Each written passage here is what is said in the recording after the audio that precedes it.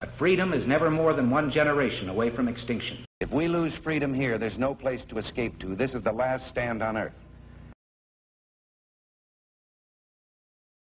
Welcome back. A letter to Robert Mueller from President Trump's attorneys pushes back on a potential subpoena for the president's testimony in the special counsel's Russia investigation. This 20-page letter dated January 29th argues that the White House and transition team have already handed over documents related to the investigation and that the president cannot be forced to testify.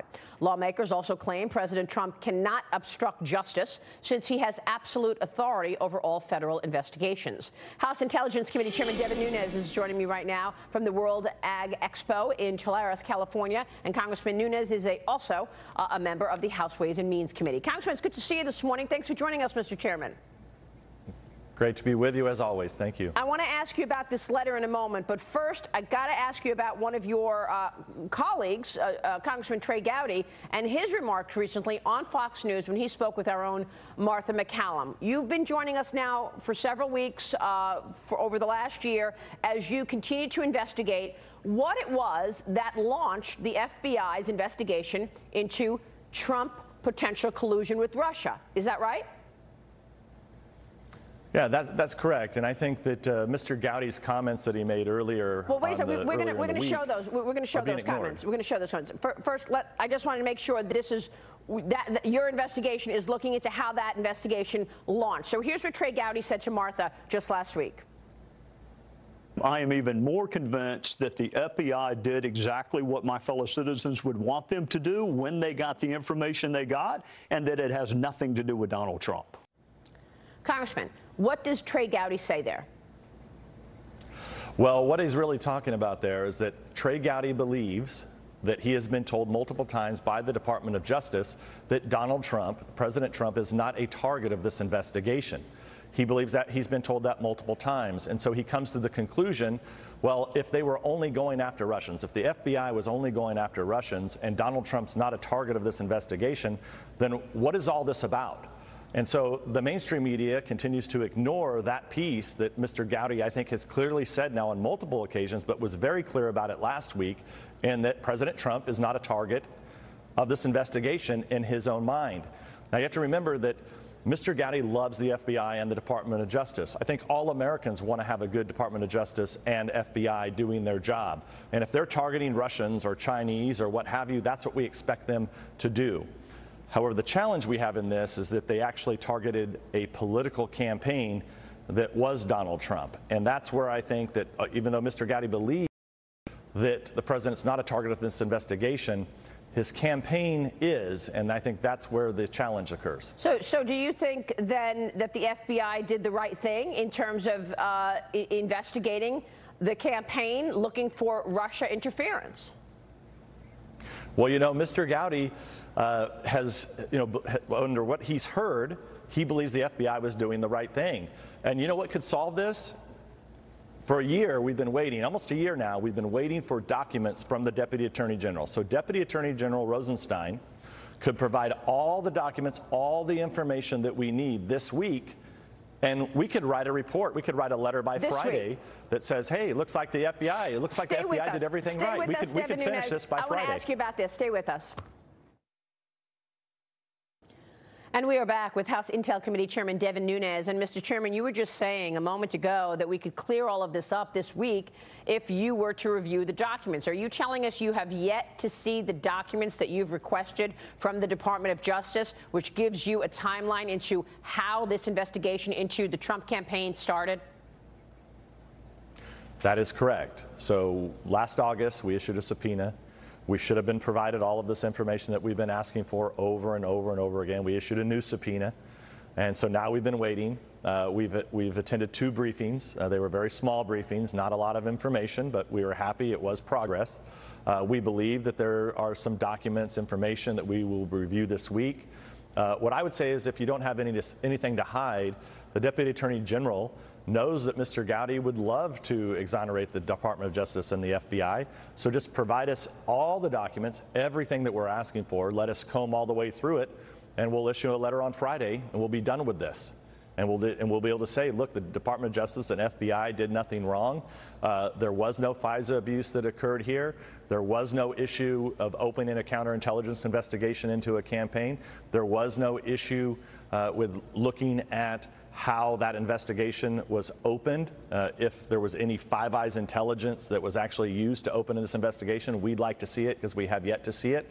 Those are all outstanding questions, not to mention the questionable timeline of the briefings that we have had, where we know that the counterintelligence investigation was opened in late July.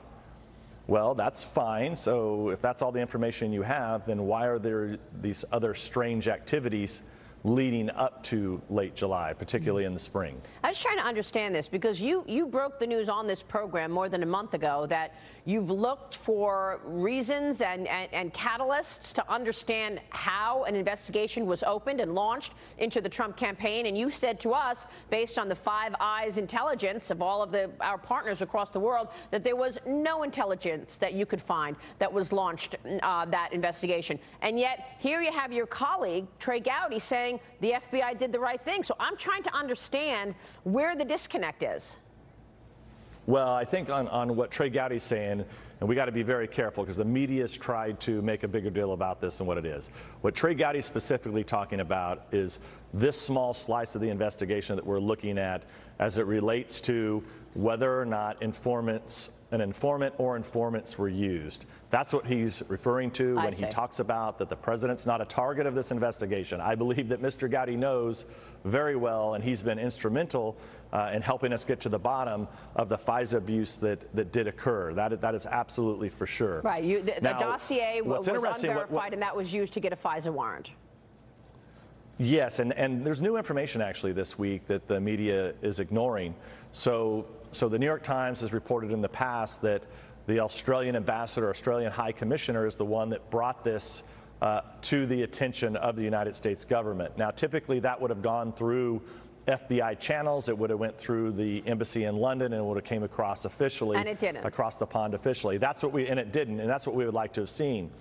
Now, this week, we now know that Mr. Downer, the former Australian ambassador, High Commissioner in London, said that he had given the information to the Australian ambassador in the U.S.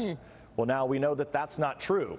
So Mr. Downer now has claimed that in an Australian newspaper, but we now know from sources that have now spoke to different media outlets, the Australians are denying that that's how this happened, that the Australian ambassador in the United States had nothing to do with this. And quite frankly, that's what we want our partners in Australia to do. We don't think that they should be investigating or looking into political campaigns and then willy-nilly throwing that information over to the U.S. government and then opening investigations into political campaigns.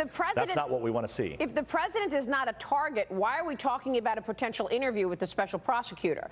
Back to the letter that Fox News has obtained, and that is basically a letter from the senior legal team outlining the reasons why the president should not sit with Robert Mueller and is not going to be subpoenaed and should not be. So if he's not a target, why did they have to send this letter? Well, I agree with you, right? So this is the difference. So Mr. Gowdy believes that he's been told by the Department of Justice on several occasions that Mr. Trump's not a target. But what I keep going back to is that, well, wait a second. We know from Mr. Comey, he said that the Trump campaign was the reason that they opened up the counterintelligence investigation. So they did open up an investigation in the Trump campaign.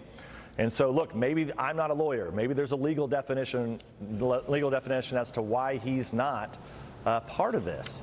However, I don't think that's the case here. I mean, I just think that it's impossible to believe in normal America, if you open up into the Trump campaign, you absolutely are opening up into Donald Trump himself. That's my opinion. Mr. Gowdy doesn't think so. He's a lawyer. He's worked with DOJ. I don't know who's right, but it's one of the things that we have to get to the bottom of. You are investigating the State Department right now to try and understand how the information has flowed, ultimately getting to the FBI to launch this investigation. What can you tell us about your investigation into the State Department? Well, that was the new information I was referring to just a little bit ago, is that the New York Times had reported that Mr. Downer, the Australian High Commissioner, had brought this information through official channels, through Five Eyes Intelligence. That didn't happen. We have people in the State Department who say that they were involved. So people in the U.S. State Department have admitted they were involved. So now we're trying to figure out, well, who at the State Department was involved? Did Mr. Downer take this information to the State Department? Is that what happened? And did the State Department then take that to the FBI? Because somehow all the normal procedures and processes were short-circuited in this investigation. And why is this important? It's important because they opened up an investigation into a political campaign, Maria. A political campaign. We're not talking about terrorism. We're not talking about something criminal. They used our intelligence services by opening up a counterintelligence investigation. They did not have to convene a grand jury. None of that had to happen here, which is why it really falls on the House of Representatives. It falls on the Intelligence Committee.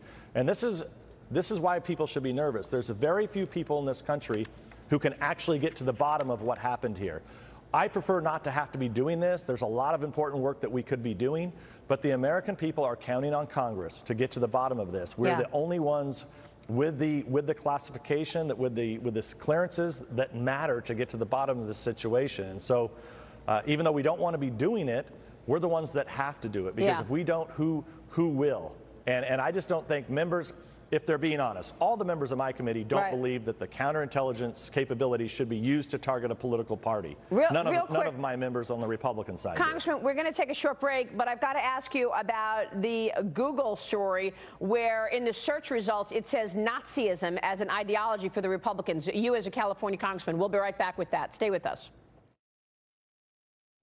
And I am back with House Intel Committee Chairman Devin Nunes. Mr. Chairman, you've got the primary in California next week, and you've also got an IG report forthcoming. What are you expecting from the Inspector General's report with regards to the email investigation of Hillary Clinton? Well, we're a little disappointed in that this has been delayed another week. And my experience with this is a lot of time the lawyers get a hold of it and they start to water down the report. So we were supposed to receive it this week. Now it's been pushed to next week. I know there are some interviews with FBI officials on this week. These are also officials that we're very interested in, because a lot of the Clinton email investigation team are the same people that are involved with the scandals that we're interviewing and we're investigating. And you've got the primary in California on Tuesday. Right before that primary, you being a California congressman, I want to get your take on this, because basically as an ideology of the California Republican Party, less than a week before the primary, Nazism shows up in the search results from Google. Google displayed the information in the knowledge panel next to search results, which listed Nazism alongside fiscal conservatism, market liberalism, and ideologies of the state GOP. Your reaction, sir? Yeah, so we're on the front lines out here in California. I always say this, I'm used to getting attacked. I enjoy getting attacked by these crazy leftists. But I think what the American people need to understand is that there is bias against conservatives and Republicans all across this country. And now as you see things, it's always been there with newspapers and television, but now as you see it getting into the internet, it's one of the challenges we have with millennials. So if somebody types in Republican and up comes Nazi, well, nobody wants to be affiliated with Nazis. So this is one of the challenges we're having with millennials. I just looked on Twitter. The Drudge Report is being censored today.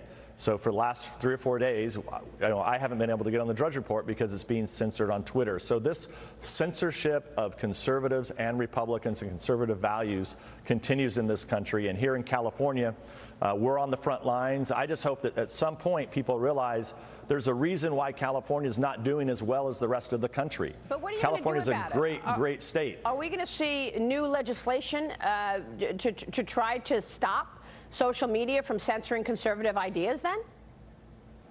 Well, the best thing would be is for there to be a new search engine that actually doesn't censor conservatives. I think there's a free market solution here if somebody can compete with Google.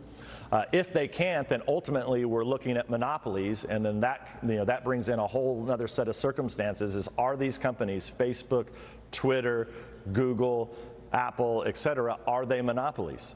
And should they be reined in? I would hope we don't have to go there. I would hope that they just don't get involved in politics and don't censor conservatives and Republicans. But if they continue to do it, then we have to move, obviously, to hearings on these issues. Congressman, it's good to see you this morning. Thanks so much. Thank you, Maria. We'll see you soon. Congressman Devin Nunes.